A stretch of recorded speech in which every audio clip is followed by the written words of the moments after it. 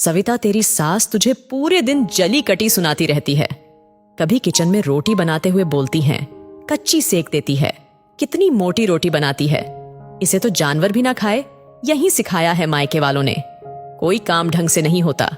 और तो और तू जब रोहित के साथ घूमने जाती है तो कैसे तेरा पल्लू खींचकर बड़ा कर देती है। एक बार तो तू गिरते हुए बची थी, कैसे सब गली वाले हंस रहे थे। तू पैर छूती है तो कहती है, हम तो 10 मिनट तक पैर दबाते थे तब जाकर छूते थे। हमारी ताई सास, मामी सास सब कितने खुश होते थे मेरी पैर छुआई से, ढेरों आशीर्वाद देते थे। और दूसरी तरफ हमारी बहुरिया आशीर्वाद देने का समय ही नहीं देती। बस लगता है हाथ भी नहीं लगे छू गए पैर। हर बात पर तुझे कुछ ना कुछ बोलती है। मैं तो कभी ना बर्दाश्त करूं ऐसी सास को। पता नहीं तू कैसे झेल रही थी। सविता की सहेली मीना आज बोलने लगी तो चुप होने का नाम नहीं ले रही थी।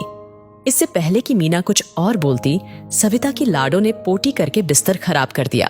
सास ने जोर से आवाज लगाई, सुन रही बहुरिया, बिट्टी ने ये क्या कर दिया? मैं पूजा कर रही हूं, आकर साफ कर। सविता और मीना आंगन में आई। 3 महीने की लाडो पूरा बिस्तर खराब किए मस्त हाथ पैर मारने में लगी थी।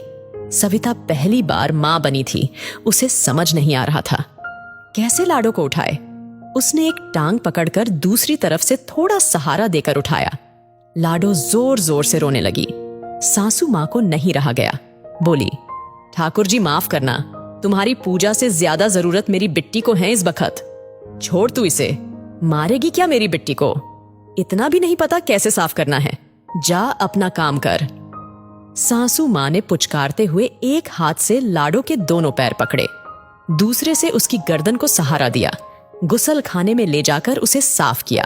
गर्दन से चिपका हाथ धोए। चारपाई पर बिछौने में उसे खिलौना देकर लिटा दिया। चादर उठाई, उसे धुलने बैठ गई।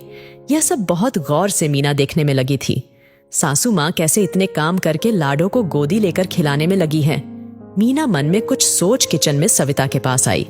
यार मुझे माफ कर दे, ऐसी जली कटी तो कोई भी सुन ले।